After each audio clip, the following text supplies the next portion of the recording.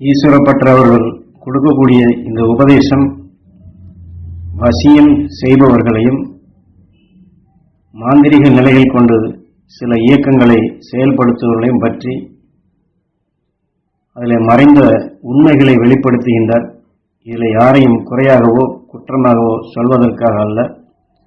ஆனால் சாதாரண மனிதர்கள் இதுபோன்ற வசியம் செய்யும் நிலைகளிலோ அல்லது அந்த வசி வசி வசி என்று சில மந்திர நிலைகளை ஒழித்து மற்றவர்களை தங்களுக்கு அடிமைப்படுத்தலாம் என்றோ சில சக்திகளை பெறலாம் என்றோ அந்த வசிய மந்திரத்தை உபயோகப்படுத்தி அதன் மூலமாக ஏற்படக்கூடிய பின் விளைவுகளை தெரியப்படுத்துவதற்குத்தான் ஒரு அன்பர் அதுபோன்று வசிய மந்திரம் ஜெபிப்பவர் ஈஸ்வரப்பட்டரிடம் இந்த கேள்வியை எழுப்புகின்றார். அவருடைய கேள்விக்கு பதிலாகத்தான் இந்த உபதேசமே அமைந்திருக்கின்றது. என்றால் அவர் மூவுலகை ஆட்டுவிக்கும் மூலவனே, மும்மூர்த்தியின் வடிவம் என்ன என்றுதான் அவர் கேட்கின்றார். அதற்கு ஈஸ்வரப்பட்டருடைய பதில் வசி வசி வசி என்று நீ மந்திரத்தை ஜெபித்து 8 திசையை நோக்கி 8 திசையிலும் உள்ள பாலரை வசியம் செய்து உன்னுள் ஈர்க்க பார்க்கின்றாய். ஆனால் உனக்குள் ஈஸ்வர சக்தியாக உனக்குள் இருக்கின்றானப்பா. அவனை அறியாதபடி பல பாலரை ஏனப்பா உன் வசியத்தில் ஈர்க்கின்றாய்.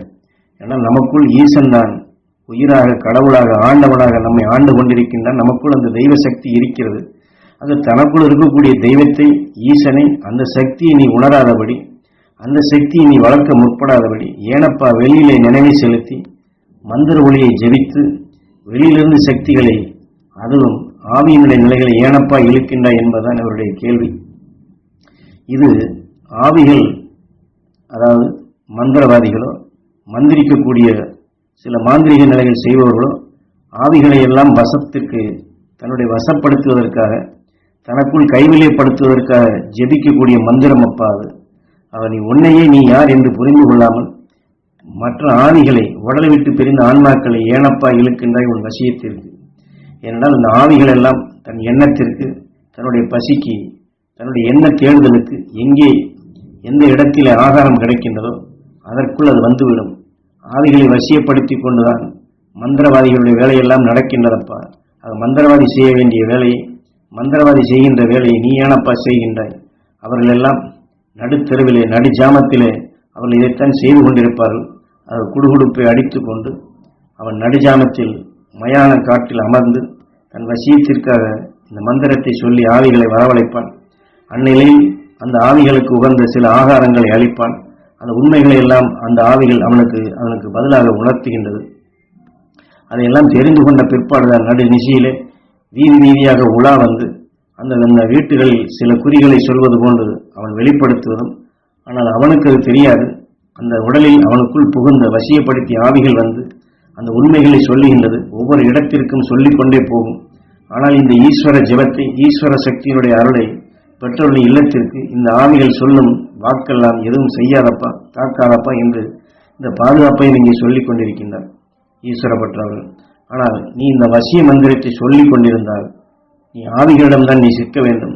அது உன்னுடைய நிலையிலே உன்னை உயர்த்துவதற்கு வழி இல்லாதபடி ஆக மீண்டும் பல ஆவிகளுடைய நிலையில் நீ ஏன் சிக்குகின்றாய். நீ ஏனப்பா இன்னும் ஜெவநிலையை புரிந்து கொள்ளாதிருக்கின்றாய் என்று கேள்வி எழுப்புகின்றார்.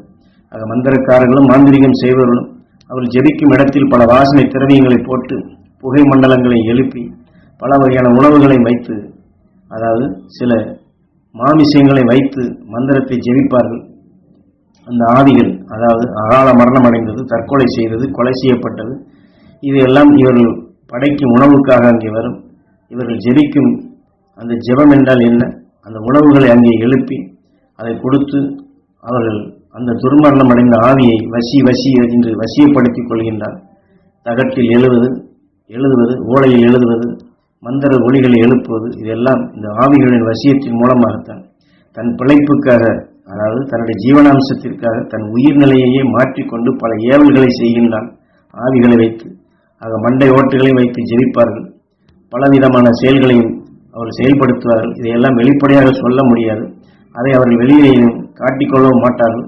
அதையெல்லாம் மறைமுகமான இடத்தில் வைத்துதான் அவர்கள் செயல்படுத்துவார்கள். சாதாரண மக்களுக்கு தெரியாத வண்ணம் தான் அதையெல்லாம் அந்த ஓடுகளையும் பின்னப்பட்ட மைகளையும் அந்த உடல் பாகங்களையும் அவர்கள் தெரியாத நிலையில் வைத்து அதைத்தான் அவர்கள் ஜெபித்துக் கொண்டிருப்பார்கள். ஆனால் சோர்வடைந்த ஒரு மனிதன் தன்னுடைய இன்னல் தீராதா என்ற நிலையில் இவனை மகான் என்று எண்ணி இவன் போட்டிருக்கும் வேஷத்தையும் நம்பி இவனை அணுகுகின்றான்.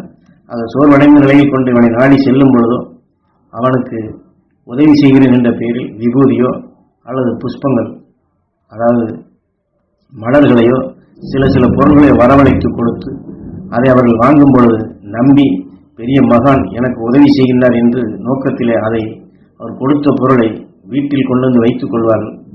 அது வீட்டிற்குள் வைத்த பின் முதலிலே எல்லாமே நன்றாக நடப்பது போல்தான் தெரியும். ஆனால் பின்னாட்களில் பார்த்தோம் என்றால் அந்த ஆவியினுடைய வேலைகள், அதனுடைய சேஷ்டைகள் எல்லாம் அதிகரித்தால் வீட்டில் கர்ப்பமாக இருந்தால் அந்த கரு கலைந்துவிடும். அதனால் பல தொல்லைகளும், எனவே இதுதான் மருந்து வைப்பது, ஏவல் செய்வது, கருவித்தை என்றெல்லாம் பல வகையில் சொல்லிக்கொண்டே போகலாம். அது வீட்டில் வைத்த பொருட்கள் மூலமாக அந்த வீட்டிற்குள் இன்னும் கடுமையான நிலைகள் தான் சாட ஆரம்பிக்கும். அந்த ஆவி அதனுடைய ஆகாரத்தை, தன் நுழைக்கு உகந்ததை, தனக்கு வேண்டியதை அதை என்ன வைத்துக் கொண்டே இருக்கும். இந்த செயல்களைத்தான் நம்மையும் செய்ய வைத்துவிடும். ஆவிகளின் நிலையெல்லாம் அதனுடைய உயிரினுக்கு வேண்டிய ஆகாரத்தை எடுத்து அவன் நிலையில், அதாவது நம் நிலையில் நம்மை இருக்க விடாதபடி நம்மை அதன் வசப்படுத்தி கொண்டு நமக்குள் அது ஆட்டம் ஆட ஆரம்பித்துவிடும். அது தனக்குள் இருக்கக்கூடிய சக்திகளை புரியாமல் தான் இது போன்ற சாதாரண மக்களும் புரியாத நிலையில் கொண்டு அவருடைய ஆன்மாக்களை தமக்குள் எடுத்து தங்களுக்குள்ளும் இதை வளர்த்துக் கொள்கின்றார்கள். அதைத்தான் இங்கே சொல்லுகின்றார். தன் நிலையவே விட்டுவிடுகின்றார்களப்பா புரியாத பாமர மக்கள். தேவர்களின் தேவனப்பா மனிதர்கள் எல்லாம். ஆக அந்த மனித சரீரம் பெற்ற நாம் அனைவருமே தேவர்களின் தேவன். அது பெரும் பாக்கியமான இந்த உடலை பெற்றிருக்கின்றோமப்பா. இதை உணர்ந்து செயல்படுங்களப்பா. மாந்திரிக நிலையிலிருந்து பிற ஆவிகளின் நிலையிலிருந்து தயவு செய்து விடுபடுங்களப்பா. நீங்கள் ஒவ்வொருவரும் மகான்கள் ஆகிடலாம். மகர்ஷியின் ஞானிகளுடைய சக்தியை நீங்கள் பெறுங்களப்பா. ஆன்மாக்களை எல்லாம் புனிதப்படுத்துங்களப்பா. அன்பு நேயத்தை வளர்த்து ஒவ்வொரு உயிரும் கடவுள் என்ற நிலையில், ஒவ்வொரு உடலும் ஆலயம் என்ற நிலையில், ஆலயத்தை கோவிலாக மதித்து ஈசனுக்கு செய்யும் சேவையாக அருள் ஞானி உணர்வை ஒவ்வொருவரும் விளைய வைத்து ஞான வழியிலே நடந்து இதுபோன்ற இன்னல்களிலிருந்து, துன்பங்களிலிருந்து, சாதாரண நிலையில் மக்களை இதுபோன்ற சிக்கலுக்குள் ஆட்படுத்தும் இதுபோன்ற நிலையிலிருந்து விடுபடுங்களப்பா என்று ஈஸ்வரப்பட்டு நமக்கு இதிலே வலியுறுத்துகின்றார்கள். இந்த மந்திரமோ மற்ற நிலைகளில் சொல்ல வேண்டியதில்லை, இது சொல்லவும் கூடாது என்று தெளிவாக இதிலே உணர்த்துகின்றார்.